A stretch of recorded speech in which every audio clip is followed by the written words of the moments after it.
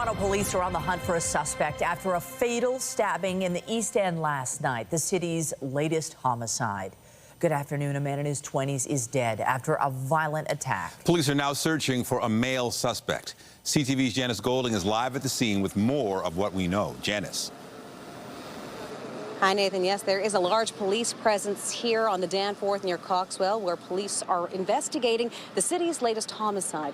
Now, you'll see behind us here that police tape encircles the parking lot of a Shoppers Drug Mart, where you can see a trail of evidence markers that lead out to the roadway. And that is where a young man in his 20s was discovered at around 11 p.m. yesterday. Police say the man was suffering from stab wounds. He was transported to hospital for treatment, but would die of his injuries. Now, there is a separate crime scene on the residential street just north of Danforth, where police have cordoned off a number of homes. Residents declined to talk on camera, but tell CTV News officers told them that they believe a man jumped the fence separating the parking lot from their backyards and fled the scene on foot. Here is more from people who live in the area. It's really sad. Those poor people who have their family must be really sad. It just seems to be every day something. And it's sad because it never used to be like this. That's very scary to think that you're walking around and anything can happen to you. It's getting more and more prevalent, and in this area it's not normal. Police say they believe the suspect is about 5'5" tall with a thin build. He was last seen wearing a gray hoodie and dark pants. Reporting live from Janice Golding. Now back to Michelle and Nathan. All right, thank you, Janice. Police are investigating a shooting in East Gwillimbury. One person was found with serious injuries this morning, but they are expected to survive. CTV's Mike Walker is live at the scene with more. Mike. Well, Michelle and Nathan, as you can see, this is still a very active scene. Investigators are behind me, still searching for evidence. That house where they're focusing their investigation, it's believed the victim was shot outside of this home. We're going to play some video of the scene from just a short time ago. In that video, you can see officers focusing on a Lexus parked in the driveway. There are multiple bullet holes in that Lexus. The shooting happened just after 8:40 this morning, at a time when neighbors tell us many people were walking their kids to school. Neighbors tell us the victim lived at the house. He was outside of his home. The Lexus that had the bullet holes belonged to the victim. People in this neighborhood are reeling after this brazen shooting. Police tell us that they did arrest the shooter about an hour later, around 9:30 this morning, some 50 kilometers away from the scene in the Sentinel Road in Finch area in North York. I spoke with one witness just a few moments ago who heard the gunshots ring out. Here's more from him. When all of a sudden I heard about 3 shots, I thought it was normally a nail gun or something. Well, all of a sudden I heard some screaming as well. And, you know, I thought nothing of it until I started looking in my neighborhood group, and I see a bunch of people saying somebody got shot. And that's when I came outside, and, you know, within 5 minutes, police showed up. Again, the victim's injuries are considered not life-threatening. He is expected to recover. At this point, there's no word on charges. We are anticipating an update from York Regional Police later this afternoon. They do tell us, though, that there is no risk to public safety. Reporting live in East Gwillimbury, I'm Mike Walker. Back to you. Thank you, Mike. A vehicle caught fire after a crash involving 3 vehicles on Finch near Warden this morning. Police say the collision happened just before 6:30. One that ended up catching fire. Paramedics say they were called to the scene, but everyone involved refused assessment. A 5-year-old girl is in hospital after falling from an apartment building in North York. It happened around 8 last night in the area of Victoria Park and Eglinton. Paramedics say the girl fell from a 2nd-story window. She was taken to hospital with serious but non-life-threatening injuries. Police say it does not appear there is anything criminal in nature in connection with what happened. Well, police will provide an update later this afternoon on a tow truck wiretap investigation. Dubbed Project Yankee, this announcement will be made alongside officers from Durham, York, and the OPP. Allison Hurst is live ahead of this announcement. Allison, what can you tell us? Yes, we are expecting to hear from police from 4 different services spanning right across the GTA. And this, as you mentioned, this is Project Yankee. It is a tow truck wiretap investigation. Durham, Toronto, York Region, and the OPP are all expected to be here. Not many more details have been given out about this joint announcement, but what we do know is there has been ongoing violence involving the towing industry across the GTA. Toronto police report 15% of shootings and firearm discharges in the city so far this year are connected to the tow truck industry. So this news conference is set to get started at about 1 o'clock. Reporting live, I'm Allison Hurst. Back to you in studio. All right, thank you, Allison. Still ahead on CTV News at noon, residents of an Etobicoke neighborhood speak out against a senior shelter set to open in the area. Details coming up a little later in the newscast. Well, after numerous bilateral talks, joint statements, dozens of promises, and lots of handshakes with world leaders, the G7 summit in Kananaskis, Alberta has come to an end. And with more on what came out of the discussions, we are joined by CTV's Scott Hurst. Scott, what are the key takeaways from this summit?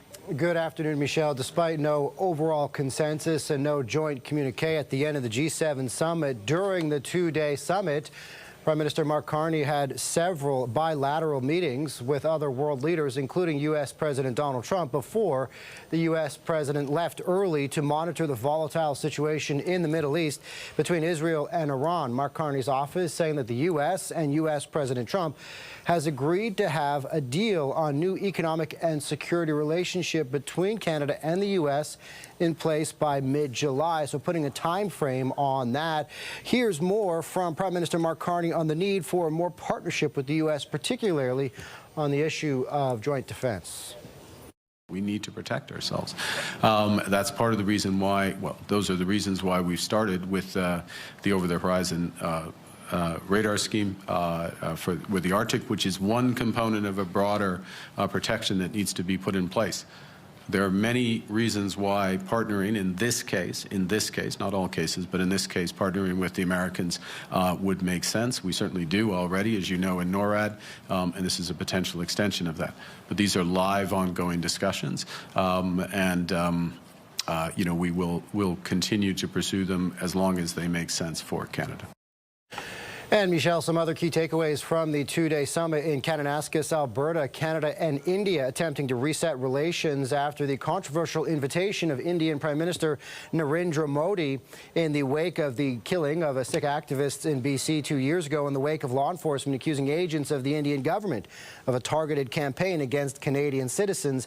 Also at the G summit, a key focus on Ukraine. Mark Carney pledging more than $4 billion in new support for Ukraine's defense, including $2 billion for weapons like drones, ammunition, and armored vehicles, and more than $2 billion loan to help Ukraine rebuild its infrastructure, Michelle, as well as additional sanctions on Russia.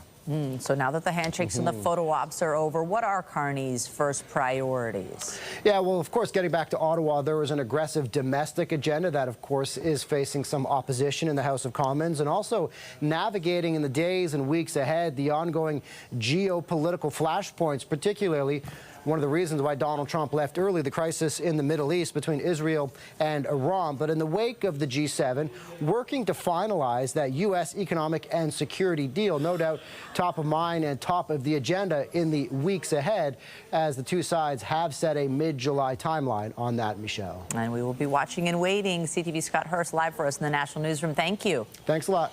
Meantime, the Prime Minister's office says Mark Carney will be in Europe from June 22nd to the 25th for 2 summits. He will attend a gathering of the Canada-European Union in The Hague. The PMO says Carney will meet with EU presidents to enhance Canada's relationship across all sectors. He will also travel to Brussels for the NATO Leaders Summit. Officials say Carney will engage with allies to meet evolving threats in a, quote, more dangerous and divided world. We have more news in a moment, but first, here's a live look at the city this afternoon. Clouds, but shorts and T-shirt weather right now. But keep your eyes on the sky. Conditions are going to change with showers and possible thunderstorms, so there is some concern about what's coming. Lindsay Morrison is here with a look at the current conditions. Lindsay. Yes, lots going on in the weather department today, Nathan. Let's begin with the heat and humidity. It is muggy out there right now. It feels like 35 in the city of Toronto, and you're not going to find much relief today along the lakeshore. We've got winds that are fairly calm, and they're coming from a southerly direction. Let me show you the current satellite and radar. We're already tracking some storms making their way across the southern portion of our province. Little cell there between Georgetown, Brampton, and the north end of Mississauga, bringing some thunder, lightning, and heavy downpours at this hour. Environment Canada just issuing a rainfall warning for areas like Parry Sound and Huntsville for tonight. 40 to 60 millimeters of rain possible. So storms, heavy rain, and heat and humidity, the big story for today. There's your afternoon at a glance. We're going to track the storms and give you an idea of how many rounds of thunderstorms we are in for today. That's coming up in your forecast. For now, Nathan, back to you. Thank you, Lindsay.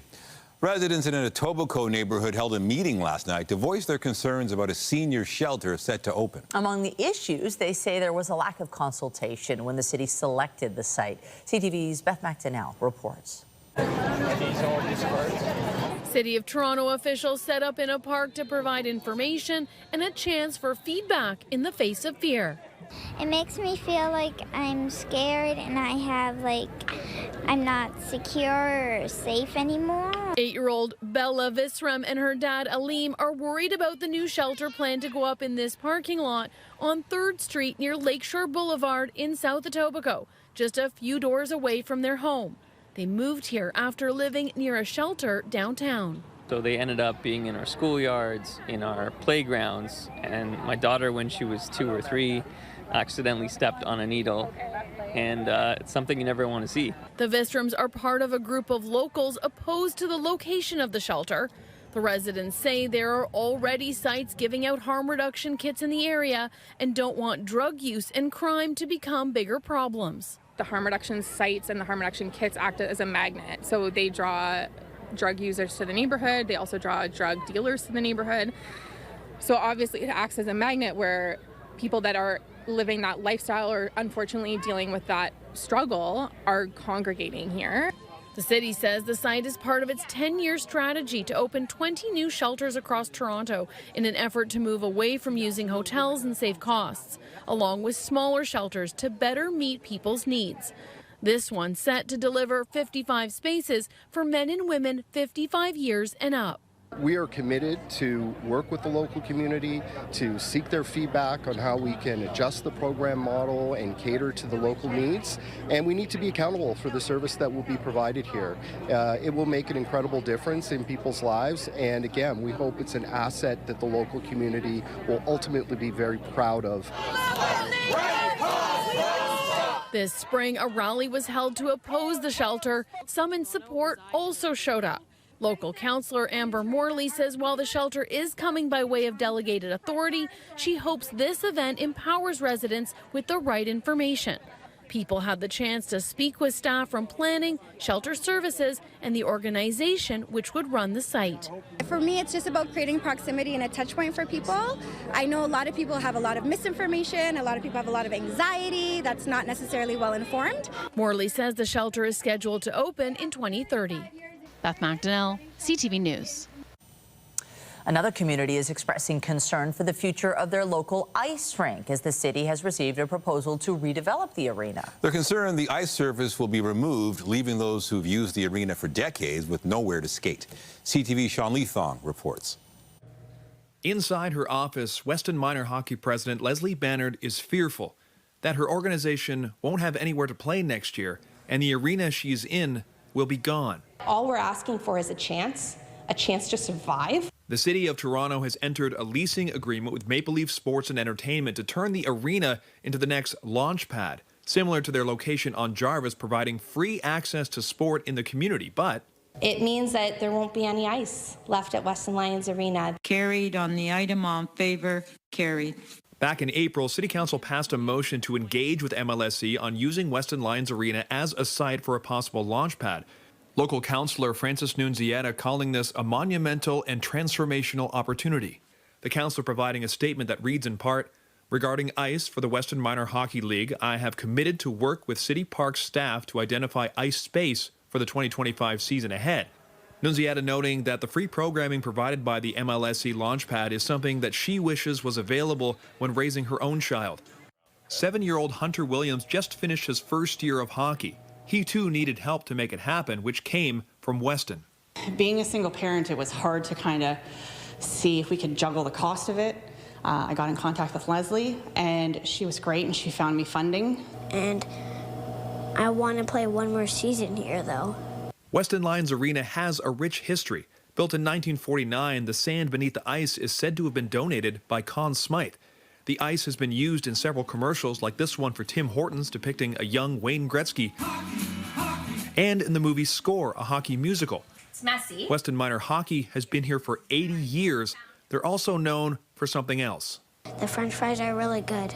Their famous French fries have been the subject of an article in The Athletic and some arena reviews. They look magnificent. They taste even better. Weston Lions Club would donate profits from the French fries to the local food bank. Now, that fryer is sitting empty. Losing a major donor is very scary. For Leslie Bannard, this arena is the history of her family. Having played as a kid, she's come back to coach. She was even married at center ice. I see the bigger picture. I see what MLSE is bringing here, and ultimately it's going to be amazing for this community. There's a lot of people in this community who deserve to have something like that here. She just doesn't understand why the ice surface could be sacrificed. As somebody who has an 18-month-old daughter at home who I didn't get on the ice this season, she's never going to skate here, and that makes me really sad. Shantley Thong, CTV News.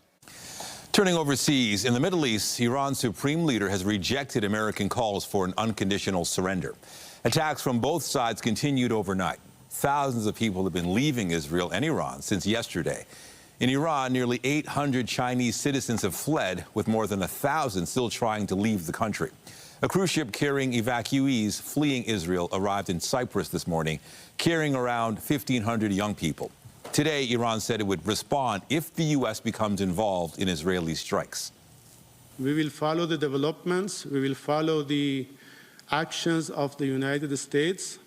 And at any time, at any point, if we come to the conclusion that the United States is directly involved in attacks against Iran, we will start responding to the United States. U.S. President Donald Trump initially distanced himself from Israel's surprise attack on Friday, but in recent days, he's hinted at greater American involvement. This morning, he was asked if the U.S. will be attacking Iranian nuclear sites. You don't know that I'm going to even do it. You don't know. I may do it. I may not do it. I mean, nobody knows what I'm going to do. I can tell you this, that Iran's got a lot of trouble, and they want to negotiate. And I said, why didn't you negotiate with me before? But Trump added it's not too late for Iran to give up its nuclear program. The U.S. is now working to evacuate its citizens from Israel by arranging flights and cruise ship departures. Canada's population growth has continued to slow, with almost no increase in the first quarter. It rose by 20,000 people from January 1st to April 1st to almost 42 million. That is the smallest increase since the third quarter of 2020. It was also the sixth consecutive quarter of slower population growth after a decision by the federal government last year was made to lower the levels of both temporary and permanent immigration. After 3 years at the top of the list, Vienna is no longer the world's most livable city.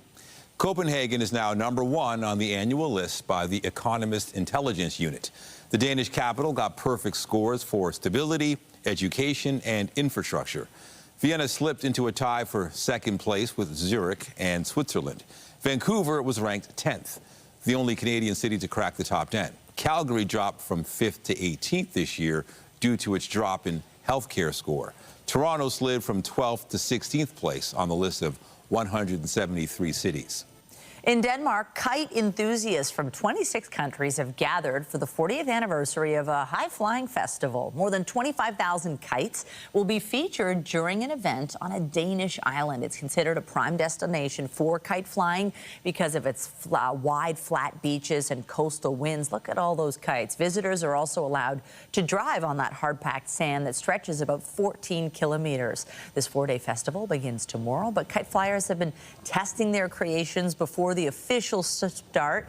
More than 5,000 people are participating. Here at home, though, Lindsay, not sure it's kite flying weather, at least not this afternoon. The winds are actually pretty calm tonight, Michelle, and today the winds are light as well through the afternoon hours, but it's humid out there. My goodness, we have already reached our forecast daytime high for today, which is 28 degrees. You factor in that humidity, here's a look. It feels like 37. Heat tips for the next couple of days. We're going to be in for a lot of hot weather as we make our way into next week.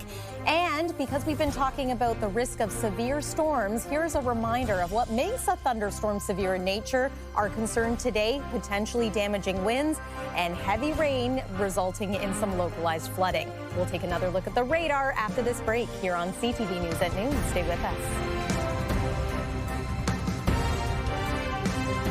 When you see it happen, send it to CTV News. Text 10400. From your screen to ours. Text 10400. Well, the heat is on and there is humidity in the air. Some people love it. Other people feeling already at this point in the day it is just too much. And then maybe some thunderstorms along with it. Yeah, you know, I do like the hot, sticky weather because it means even in the nighttime you can go for a walk and it's still warm. But it seems like there's always a price to pay. For sure. And, you know, last night, dare I say, I think the temperature was probably uncomfortable for many for sleeping. Around 20 degrees. We're looking at something very similar into the night tonight. Once we get past today's round of thunderstorms, we actually will get a little bit of relief from the heat and humidity for tomorrow and the day after that. But don't get too used to it because we're in for a heat wave next week. Lots to talk about. Let's get to it. Weather is brought to you by the Presler Law Firm, injury lawyers. You don't pay unless they win. Here's what it looked like earlier today from our CTV News chopper. This was ahead of any thunderstorms rumbling through. Hey, see that off on the horizon? That's a smokestack poking up through the clouds. There it is. Yeah, a little bit of a cloudy, foggy start to the day in some areas. The cloud cover has since burned off, but we are now starting to see round one of thunderstorm activity here in southern Ontario. This is what the current radar looks like. I mentioned you in Mississauga as well as Brampton, Georgetown, seeing some active weather. Now inching closer toward Milton and the Oakville area. Little cell just tracking across Highway 6 at this hour too. We'll widen things out so you can see that there is more where that came from. More rounds of thunderstorms through the middle part of this afternoon, and then an additional round as we head into the evening hours tonight. Could end up being late evening and into the overnight hours. In any case, plan on this being a pretty active day. We've got a warm front, we've got a cold front, we've got lake breezes, we've got all kinds of triggers, and of course we've got that hot and humid weather as well. Heads up today around 3-4 p.m. Looks as though we're going to get into more in the way of active weather. And again, severe thunderstorms are possible, especially across extreme southwest Ontario today. But the possibility is there for us in the GTA as well. I've paused that there just to show you the second round, perhaps around 11:30, midnight tonight. And then watch to the north here. This is where I mentioned we have now rainfall warnings in place. 40 to 60 millimeters of rain expected for areas like Owen Sound and into Cottage Country. Likely still going to be dealing with some showers here in the GTA for your Thursday. It's not going to be a washout of a day, but keep the umbrella handy. And then Friday is a little bit drier, still a chance of maybe a passing shower or two. We officially welcome summer on Friday evening, but it is going to be a little bit unsettled going forward here. Rainfall warning, there it is once again. And now let's talk about the heat. It is currently 25 degrees here in the city of Toronto. We've cooled ever so slightly. It feels like 34 right now.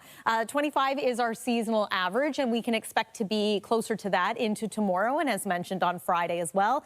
Another muggy night tonight, though, 19 for the low, feeling like 24. Tomorrow's forecast daytime high 24, feeling close to 30, but not feeling like 37 like it is today. Just hold on, though, because after a little bit of relief for Thursday, Friday, the heat builds into the weekend. And when we talk about a heat wave, traditionally what we're talking about is several days consecutively of about 32 degrees or warmer. That used to be the official criteria. Now we really just talk about multiple days of 30 degrees or higher. Lots going on the 7-day forecast here, but again, do want to point out those highs for Sunday, Monday, Tuesday. Start planning ahead and maybe checking to make sure your AC is working. That's the weather for now. Nathan, over to you. Thank you, Lindsay. Global industry leaders, influencers, and game changers are joining together for an immersive summit with a common goal: advancing opportunities for women in sport. CTV's Jessica Smith is live at Evergreen Brickworks with more. Jess, everyone watches women's sports.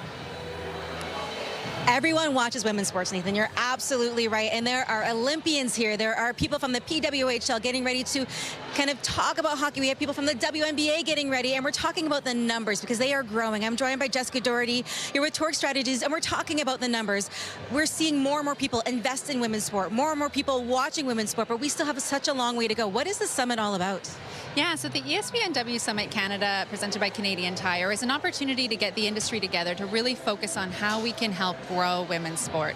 As you said, it's still such an emerging market, particularly in Canada, but we've seen incredible momentum. And so just getting everyone together, sparking creative ideas, having different decision makers together is really an opportunity to sustain that growth.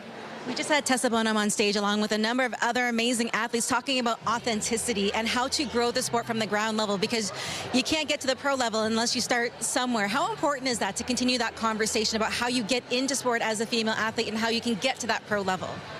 Yeah, absolutely. Women's sport is an ecosystem, and I think from the grassroots all the way up to professional, it's important to help foster that. So we did some research with IMI International. 1 in 2 Canadians feel that investment hasn't kept up with the cultural growth of women's sport.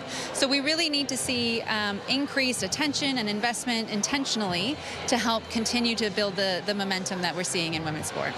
And another point that was made was the importance of storytelling and supporting these athletes. Talk to me more about that element, because outside of the game, people have lives they have to support. They have their origin stories. How important is that to continue to share? Yeah, I think that's everything. I mean, athletes are humans first, and we connect with humans. So there's a layer of emotional connection that we feel with women's sport that women athletes have been really great at having their stories shine through. And initially, we didn't have leagues on TV that we could watch, so they were, whether they're on social or whether they're finding other ways to tell their stories, that's been our way into women's sport for such a long time, and that will continue to propel the growth.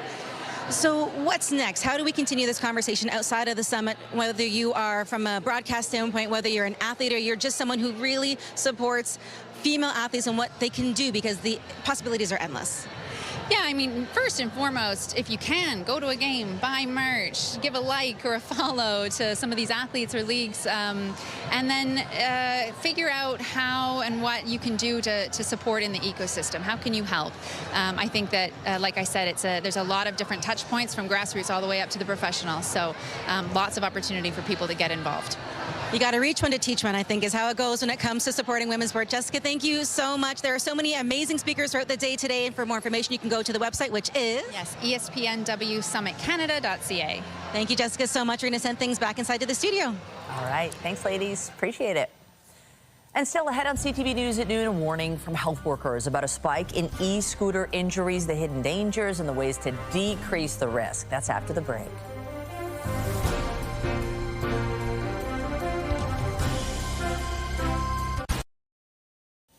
A Toronto police officer has been sentenced to 12 months probation in connection with the 2021 assault of Chad Facey, a 19-year-old man who later died.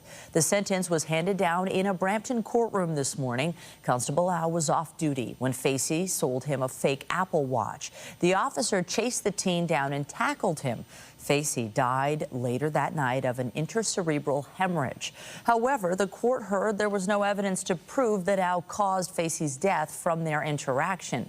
Facey's distraught family members expressed disappointment outside the courthouse. It's very hard. I don't think it's fair because I lost my child. And for him to get 12-month probation, that's not enough. Not even 1 day in jail, that's not enough. And 50 hours community service, that's what he was doing for the 6 years in the force. Now they give him another 50 hours to do the same thing again, what he did to my son to somebody else's child. No, this is not fair.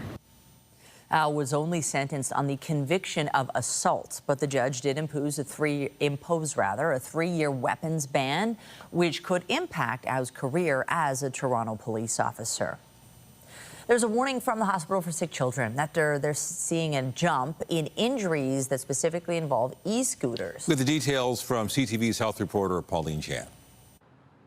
E-scooters may look fun to ride, but doctors at Sick Kids Emergency Department say in the wrong hands, they can be dangerous. These devices shouldn't be in the hands of teens and preteens. But that's who Sick Kids is seeing with injuries. In 2020, they saw just one e-scooter-related injury, but in 2024, they had 46 ER cases related to e-scooters, and so far this year, they've had 22. They are becoming cheaper as all these components become more manufactured at scale, and the battery technology decreases. All of this becomes more available. You can just look at any big box retailer. Sick Kids also found 78% of the kids were not using a helmet at the time of the accident, and 25% of them had to be admitted with serious injuries. 36% had head or facial injuries, 33% had fractured bones, and 18% had concussions. We've seen some catastrophic head injuries, but we've seen everything else. We've seen, deep and severe lacerations and cuts. We've seen intra-abdominal bleeding. We've seen major fractures that may require surgery. The hospital has shared its safety tips on social media. First, always wear a helmet. And second, no passengers. The vast majority of them were not designed with passengers in mind. So they're already an inherently unstable device. You throw on a passenger on them, their weight center of gravity is completely different. Also, follow manufacturers' warnings, know your local regulations, and never ride under the influence of marijuana or alcohol. Adolescents in general are at higher risk to be experimenting with these substances, period. And we know that you need your best dexterity when you're using a scooter. E-scooter used by anyone under 16 is banned on public property in Ontario, and in Toronto it's banned for people of any age, but the hospital worries its popularity continues to grow. Pauline Chan, CTV News. Multiple lawsuits have been launched against 23andMe after the genetic testing company was hit by a massive hacker breach in 2023. Now a joint investigation by Canada and the UK has concluded the company failed to protect millions of customers, including hundreds of thousands of Canadians. CTV's Abigail Beeman has more on the compromised data and this cautionary tale. Calling herself a sperm donor kid, Rachel Curry used 23andMe to find 6 half-siblings and her biological father. It was kind of like putting all the puzzle pieces together with just like a test online. But she's concerned by new findings from British and Canadian privacy commissioners who report the genetic testing giant didn't properly protect customer data and didn't have safeguards in place to detect or respond to cyber threats. If that information is compromised, it's kind of scary. Unlike usernames, passwords, and email addresses, you can't change your genetic makeup when a data breach occurs. In 2023, a hacker carried out what's called a credential stuffing attack, using stolen login info from other breaches to gain access to health, race, ethnicity information, and more, mostly derived from the user's DNA. That can be used to craft some very customized messages to us. And anyone who's been caught up in this really needs to have their heads on a swivel, eyes wide open, because they're being targeted now and well into the future. The UK Privacy Commissioner levied a fine equivalent to 4.2 million Canadian dollars. His Canadian counterpart doesn't have the power to do that. I will continue to use all the tools that I have, but I need more and better ones. 23andMe declared bankruptcy in March and is in the process of being bought by TTAM Research Institute, a company led by 23andMe's former CEO. In a statement to CTV News, a spokesperson said by the end of 2024, 23andMe had implemented multiple steps to increase security. And as part of the acquisition deal, TTAM Research Institute made several binding commitments to enhance protections for customer data and privacy. The privacy commissioners say they expect the new owners to stick to those commitments, and they'll be watching closely. Abigail Beeman, CTV News, Ottawa. Get Toronto's top stories, breaking news alerts, and watch live. Download the CTV News app. Last night, we showed you a W5 investigation into a man who had his car stolen, only to find that the vehicle he purchased from a dealership was already stolen. Today, CTV's John Woodward digs deeper into how a dealership could end up selling stolen vehicles. Running a car dealership was Chris Olszewski's childhood dream. It was my purpose as a young boy. I always wanted to be a car dealer. He achieved that dream, but his business faced major challenges when COVID-19 hit. All dealers were put in survival mode. Olszewski said he bought cars anywhere he could just to keep the lights on and his staff employed. But some of those cars were not what they seemed. One of his customers complained their insurance company wouldn't cover this Porsche Cayenne because it had a fake vehicle identification number, or VIN, a sign that it could be a stolen car. Olszewski at first didn't believe it. Then he started to dig. I started doing more homework and seeing how deep this problem really went. Olszewski opened his records to W5. So these are the suspicious ones right here? Yeah, these are the suspicious ones. 23 cars that were potentially stolen with suspect vehicle identification numbers, together worth more than $2.3 million. And Olszewski says police told him something even stranger about one customer. Yeah, he's passed away. He's not even alive. We delivered a car to a guy that was not alive. How is that possible? Great question. We tried to reach many of these buyers, many numbers not connected. One's listed contact information was noemail@noemail.com. Their employers had never heard of them. That never happened. I will confirm 100 million%. Two salespeople, Fatty Zito and Harris Bachneck, were arrested by the Toronto police, who accused them of masterminding a fraud scheme to sell stolen cars. The dealership's own funds were then used to buy the vehicles, which were fraudulently presented as legitimate to unsuspecting buyers. One company that was listed as selling 6 to the dealership was WikiCar, listed as a salesperson, the same Fatty Zito. We checked out the listed address east of Toronto. There are car companies at that address, but people who worked for those companies told us WikiCar is long gone. I moved here 3 years ago. It was no more here. We reached each of them over the phone. Bachneck and Zito's lawyer said the issues in the paperwork were just mistakes, and they never meant to sell any stolen cars. The salespeople's contention is that they were duped too. So we looked into that, obtaining from multiple sources the Carfax reports the pair are charged with altering, and took them to Carfax itself, which still has them on record. The company says they're identical, not altered, as the police allege. Here's Harris Bachneck. Had I thought an inkling, just a second, just some weird idea that something was involving stolen vehicles, I'd have never got involved with it. I would have left it. That's not who I am. I was raised better than that. All this raises a lot of questions about what will happen in this prosecution. Nothing has been proven in court. How has this all affected you? It's crippled me. I've lost everything I've ever worked for. His company is now on the ropes. After the alleged fraud came to light, it couldn't pay back bank loans and taxes and is now in receivership. You know, I couldn't have been more proud of that company. It was my first store. Olszewski is apologizing to his staff, his customers, and his family for having this happen on his watch. One customer whose family member bought a stolen car says police told him there were even more people involved. According to the investigations, there's connection with Service Ontario members. Service Ontario, the agency that registers cars on behalf of the Ontario government. That report from W5's John Woodward. Having your driveway paved can be expensive, so you want to make sure you hire the right company to do the job correctly the first time. At this time of year, some pavers go door to door pitching their services, but they may not be the best choice. CTV's Pat Foran has this consumer alert. From a distance, this recently paved driveway in Ajax looks okay, but Paulette Blenman says it's lumpy, uneven, and already ants are burrowing through it. If it was done really good, I don't think the ants would be able to be digging holes already. It's just a terrible job. Blenman says the pavers knocked on her door and said they were doing other driveways in the neighborhood. She paid $6,000 for this paving job and now can't get in contact with them. All the information is not correct. They don't answer their phone. There's no way you can leave a message. You can't send an email. You just can't contact them. When the contractor finished the driveway, they put this big pile of debris here, but they said they would come back and clean it up. That was a month ago, and now they're nowhere to be found. We tried to go through the neighborhood to see if we could find where they are, but we haven't found them yet. Up the street, other homes that had their driveways done by the same company also have debris left behind.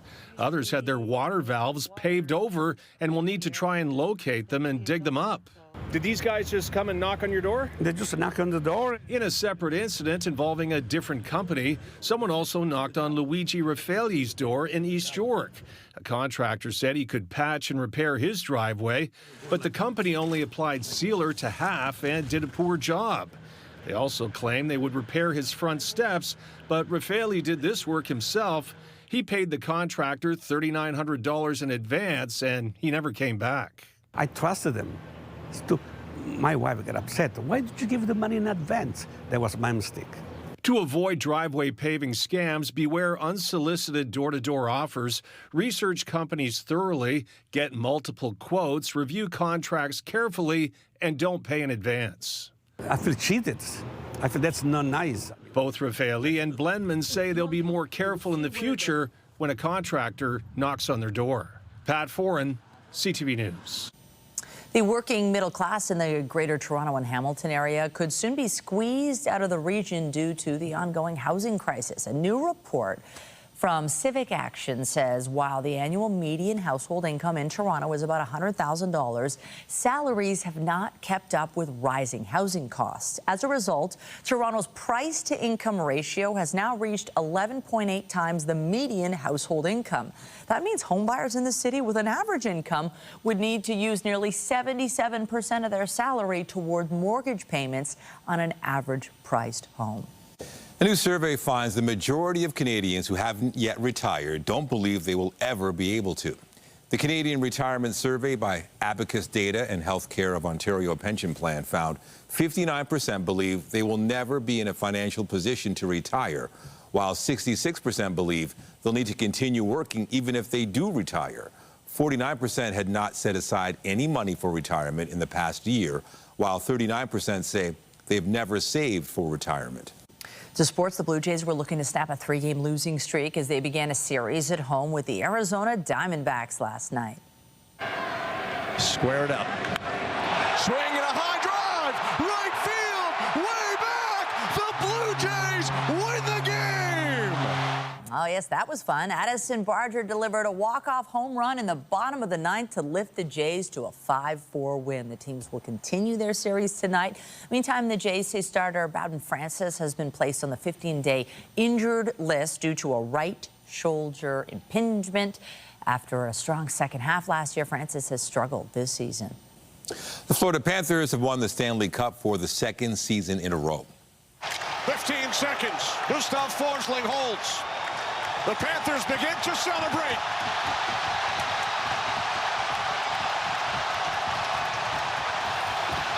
Panther perfection. Florida beat Edmonton 5-1 in Game 6 of the finals to win their second straight cup. The Panthers also beat the Oilers for the cup last year. Fans say they're disappointed but haven't lost confidence in their team. Obviously, we're disappointed with the result. It's not what we wanted.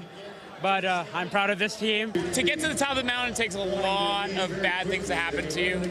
And we're going to experience all of it. And it'll make it that much sweeter when we do make it happen. Sam Bennett was awarded the Conn Smythe as the playoffs' most valuable player. He led the playoffs with 15 goals, including an NHL record 13 on the road.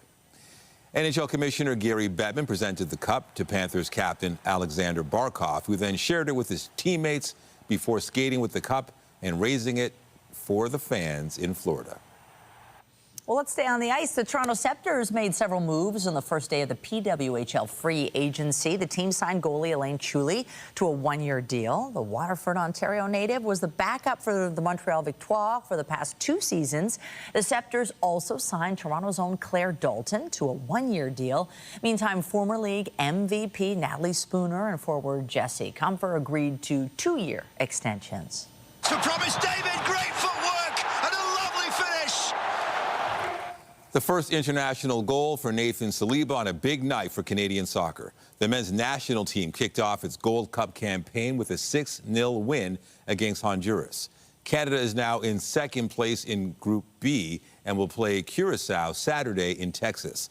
The Canadians are 30th in the FIFA World Ranking, the highest in this country's history, with 1 year until the FIFA World Cup.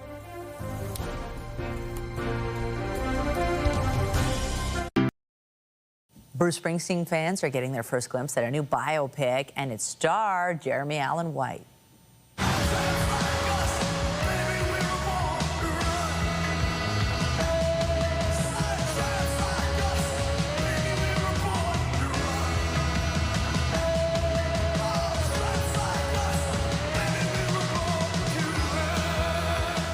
The film follows Springsteen as he records his 6th album, The Star in Stripped Down Nebraska, testing the patience of a record label that wants a follow-up to his 1980 pop hit Hungry Heart. To play Springsteen, White studied hundreds of archive videos to capture the singer's characteristic New Jersey rasp and athletic stage moves. The film is slated to be in theaters in the fall, October 24th. It sounds just like him. Yeah. Would that be a recording? I don't know. I thought it was him. Anyway, a lot of concern about the forecast right now. Yeah, we've got some thunderstorms making their way downtown Toronto at this hour. Let's take one more look at the satellite and radar. And this is the first round. We could be in for a few rounds, in fact, here in the GTA. The fact that we're getting some storms right now might take the wind out of the sails of some of the later storms, but that wouldn't necessarily be a bad thing. Tonight, we're going to drop to a not-so-low low of 19. Tomorrow, we do get a bit of relief from the heat, but it is still expected to be unsettled. A reminder, we're very hot next week. Nathan and Michelle. All right, thank you, Lindsay.